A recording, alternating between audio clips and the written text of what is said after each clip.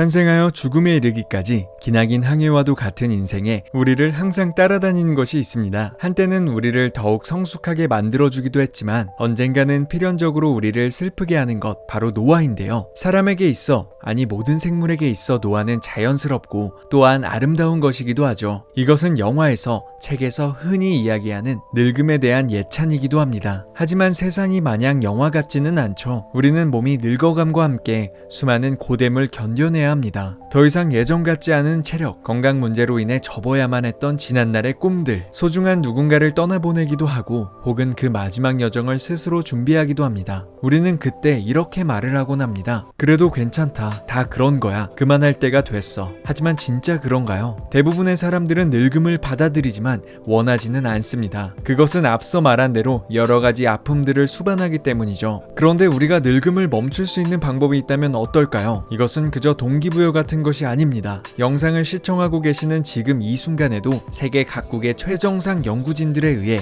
아주 진지하게 대화가 오가는 주제이죠. 우리는 왜 늙어야 하는가? 발달된 의료기술로 수많은 질병들을 정복해낼 수 있게 된 과학자들은 이제 새로운 질문을 던졌습니다. 우리가 늙지 않는 것만으로도 수백 수천 가지의 질병을 예방할 수 있는데 불치병들의 백신을 개발하기보다 노화를 예방하고 멈출 수 있다면 어떨까? 그것은 과연 불가능한 일일까? 그리고 이것을 물음으로 끝내지 않고 연구 주제로 가져와 수십 년 동안 분석하고 실험한 사람이 있었습니다. 그의 이름은 데이비드 싱클레어. 하버드 의과대학의 유전학과 교수인 그는 현재 노화생물학 분야에서 가장 주목받는 인물입니다. 수십 년간의 분석을 마친 그는 이제 강연을 통해 자신 있게 말합니다. 노화는 일종의 질병과도 같습니다. 고로 이것은 고칠 수 있습니다. 우리는 더 이상 늙을 필요가 없어요. 노화는 예방하고 멈출 수 있으며 심지어 역전까지 가능합니다. 물론 싱클레어 박사가 이러한 주장을 하기까지는 수많은 어려움이 있었습니다. 그가 최초로 노화에 대한 의문을 가지기 시작했을 무렵 학계는 그의 주장을 흥미롭게는 보았으나 그렇게 가능성이 큰 연구 분야라고 보지는 않았습니다. 노화라는 것은 막을 수 없는 당연한 자연현상이라는 인식이 뿌리 깊게 자리 잡고 있었기 때문인데요. 실제로 싱클레어 박사는 예상과 달랐던 연구 결과로 인해 자신이 틀렸음을 인정해야 하는 순간이 있기도 했죠. 하지만 그는 포기하지 않았고 숱한 연구와 시행착오 끝에 노화의 비밀을 밝혀내는 데 성공합니다. 싱클레어 박사는 의학계 입장에서 충격적이다라고 할 만한 믿기 힘든 사실들을 성과로 증명해내며 현재는 하버드 의과대학의 종신교수로 임용, 여러 강연을 통해 노화의 진실에 대해 설파하고 있습니다. 지금부터 설명드리는 내용은 어쩌면 다소 충격적이고 믿기 힘든 내용들일 수 있습니다. 하지만 모든 것은 과학으로 증명된 분명한 사실들이죠. 우리는 지금 의료와 노화의 혁명, 그 코앞에 서 있습니다. 싱클레어 박사는 이렇게 말했습니다. 수명 연장과 노화 방지는 자연의 섭리에 반하는 일이라 불리고는 합니다. 어떤 이들에게는 신성모독이라 일컬어지기도 하죠. 노화가 자연스러운 삶의 일부라는 것은 아주 당연해 보입니다. 하지만 이 모든 것은 거짓말입니다. 놀라운 것은 우리가 노화를 늦출 수 있는 방법이 전혀 복잡하지 않고 돈도 절약되며 심지어 지금 당장 실행할 수 있는 방법이라는 것입니다. 싱클레어 박사는 노화 방지를 위해서 우리의 몸을 최적화하여 통제해야 한다고 말했습니다. 이것을 위해 우리가 해야 하는 것은 아주 간단합니다. 바로 먹지 않는 것이죠. 이것은 굶으라는 이야기가 아닙니다. 효율적이고 똑똑한 단식 생활을 통해 우리 몸에 잠자는 장수 유전자를 깨워야 한다는 것이죠. 우리 몸에는 수백 개에 달하는 장수 요소들이 있습니다. 장수에 관여하는 요소 중에는 우리를 오래 살게 해주는 것도 있지만 그 반대인 경우도 있죠. 이들 중 우리가 중점적으로 보아야 하는 것은 크게 세 가지로 압축할 수 있습니다. 첫 번째는 엠토르입니다. 엠토르는 우리 몸에서 단백질 합성, 대사 조절, 세포 분화 등의 다양한 분야를 관장하는 체내 요소인데요. 예를 들어 우리가 스테이크를 먹으면 단백질이 들어왔네, 근육을 만들고 에너지를 소비해야겠다 하고 활성화되는 부분이라고 볼 수 있죠. 이렇게 들으면 이것을 항시 활성화해야 좋은 것처럼 들리겠지만 사실 그렇지 않습니다. 엠토르는 성장과 함께 노화도 촉진시키기 때문이죠. 해서 우리는 이것의 수준을 낮추어 억제해야 합니다. 우리의 주변 환경에는 수많은 먹거리들이 있습니다. 하루 꼬박 챙겨 먹는 삼시세끼에다가 중간중간 먹는 간식거리, 일 끝나고 하는 회식까지, 때문에 우리의 몸에서는 항시 mTOR가 활성화되어 있는 것과 마찬가지인데요. 이렇게 되면 우리의 몸은 스스로를 안전지대에 있다고 판단합니다. 사람이 가지고 있는 기본적인 생존 본능 중에는 식량에 대한 욕구가 항상 존재하는데요. 이것이 24시간 1년 내내 충족되는 현대인들의 몸은 외부 환경을 아무런 고난과 천적이 없는 곳이라고 여기게 되는 것이죠. 우리는 제때 식사를 섭취하고 늘 배고프지 않은 상태를 유지하며 몸이 에너지를 필요로 할 때마다 늘 그것을 준비해 주었습니다. 신체의 주인이라면 당연히 해야만 하는 이러한 생활의 영위는 생각과 달리 우리 몸을 마냥 좋게만 만들어주지는 않는데요. 사람의 몸은 적당한 스트레스를 받는 환경에 놓여야만 방어기제를 갖추고 스스로를 보호하기 때문이죠. mTOR의 항시 활성화는 곧 체내 방어기제의 항시 비활성화와 같습니다. 우리는 우리들의 몸 내부에 기본적으로 장착되어 있는 방어기제들을 적극적으로 활용해야 합니다. 그것은 몸이 만족스러운 상태, 즉 포식 상태에서는 절대 활성화할 수 없는데요. 그렇다면 우리 몸에서 그 자체 방어 버튼을 키는 방법은 무엇일까요? 그 방법이 바로 앞서 언급한 단식입니다. 정확히 말하면 단식을 통해 공복 상태를 유지하는 것이죠. 몸의 공복 상태가 유지되고 매번 잘 들어오던 영양소가 섭취되지 않으면 우리의 몸은 스스로 생존 위협에 처한 상태라고 인식합니다. 이렇게 되면 우리 몸에서는 마법과도 같은 일이 펼쳐지기 시작하는데요. 공복으로 인해 mTOR의 수치가 낮아지면 인체에 긴급 생체 신호가 전달되기 시작합니다. 그리고 곧 생존을 위해 대책반이 투입되는데요. 그것이 바로 에너지 센서라고 불리는 AMPK 효소입니다. AMPK는 우리들 몸의 전체적인 에너지가 낮을 때 그것을 감지하고 몸을 보호하기 위해 활성화되는데요. AMPK가 켜지면 우리 몸은 인슐린 분비를 촉진시킵니다. 놀랍게도 이러한 과정은 아직 1단계에 지나지 않습니다. 신체 내에 온 버튼이 켜진 AMPK는 mTOR의 신호를 억제합니다. mTOR의 신호가 억제된다는 것은 충분한 영양소와 당 섭취로 항시 켜져 있던 노화 버튼이 잠시 오프된다는 것과도 같은데요. 물론 이것만으로 노화를 100% 차단할 수 있는 것은 아니지만 이는 우리 몸속에서 일어나는 나비 효과의 시작일 뿐이죠. 단식과 공복을 유지하게 되면 앞선 작용들로 인해 우리 몸의 혈당과 인슐린 수치가 떨어지게 됩니다. 그렇게 되면 혈당과 인슐린의 영향을 받는 체내의 유전자가 하나 더 활성화되는데요. 그것이 바로 노화를 막는 장수 유전자 시르투인입니다. 시르투인은 체내에 많이 발현될수록 수명을 늘려주고 반대로 노화를 촉진시키는 힘은 억제해주는 놀라운 힘을 가진 유전자이죠. 그리고 단식을 통해 작은 날개짓을 시작한 우리들의 몸은 드디어 폭풍을 일으키기 시작합니다. 16시간 이상 공복 상태를 유지하면 우리 몸이 스스로 오토파지, 즉 자가포식이라고 불리는 소화작용을 일으키는 것인데요. 일명 세포 재활용 시스템이라고 불리는 이것은 신체에 오래되고 낡은 세포들을 스스로 분해하여 새로운 에너지원으로 재생산시킵니다. 오토파지는 곧 신체에 불필요한 세포들을 활용하여 다시 새롭고 건강한 세포들로 몸을 뒤바꾸는 작업인 것이죠. 2016년 오토파지의 메커니즘을 밝혀낸 일본의 오스미 요시노리 박사가 노벨 생리의학상을 수상한 이후 전 세계의 과학자들은 건강과 노화의 기적이라고 불리는 이 생체 현상을 지금도 활발히 연구 중에 있습니다. 앞선 내용들을 다시 한번 정리하면 이렇습니다. 단식을 통해 공복을 유지하면 우리 몸의 mTOR 수치가 낮아지고 에너지 센서인 AMPK가 활성화됩니다. AMPK를 통해 혈류 속에 당이 소비되면 시르투인이 신체의 위기를 감지하고 우리 몸을 보호하기 위해 일을 시작하는 것이죠. 그리고 이 생존 모드는 오토파지로 이어져 우리 몸에 어마어마한 이점들을 가져다 줍니다. 싱클레어 박사는 말합니다. 공복의 시작과 습관화를 통해 우리는 노화를 늦추고 멈출 수 있으며 결국에는 역전시킬 수 있다고 말이죠. 사람들은 아무리 그래도 어떻게 단식만으로 노화를 되돌릴 수 있냐고 그에게 묻고는 합니다. 질문에 싱클레어 박사는 간단히 답했죠. 우리는 1년에 무조건 1년씩만 늙습니다. 1년에 1년씩만 노화를 늦추어도 노화를 멈추는 것이며 1년하고도 며칠 더 혹은 몇 달 더 노화를 늦춘다면 우리는 그것을 역전시키는 것입니다. 결론은 간단합니다. 우리의 몸은 누구나 다 방어기제와 장수유전자를 갖추고 있으며 그것은 역경을 통해서만 활성화된다. 그리고 그 역경은 단식과 공복을 통해 이끌어낼 수 있다. 간헐적 단식이나 1일 1식을 하는 방법은 정해진 것이 따로 없습니다. 이미 우리는 인터넷이라는 너무도 좋은 정보시장을 통해서 무엇이든 검색할 수 있는 세상에 놓여있고 단식을 시작하는 수많은 방법을 접할 수 있습니다. 그리고 그중 자신과 맞는 것을 적용하여 당장 지금부터라도 실행할 수 있죠. 단 주의해야 할 것은 처음부터 강도 높은 단식을 실행하면 안 된다는 것과 몸이 손상되는 방향은 지양해야 한다는 것입니다. 서두를 필요 없이 천천히 몸이 적응하는 시간을 가지고 습관을 들여 나가면 되는 것이죠. 이 작고 사소한 변화는 장차 놀라운 변화로 바뀌게 될 것이며 앞으로 수십 년 동안 우리들의 몸을 건강하게 유지시켜줄 것입니다. 나를 죽이지 않는 역경은 나를 더 강하게 만들어줄 뿐이다 라는 격언이 있습니다. 이것은 이제 더 이상 속담이나 교훈적인 의미로서의 이야기가 아닙니다. 실제 우리 몸에 해당하는 놀라운 사실이죠. 그럼 구독자분들도 오래오래 장생하실 수 있도록 마지막으로 다음 영상도 건강한 인사이트를 들고 찾아뵙겠습니다.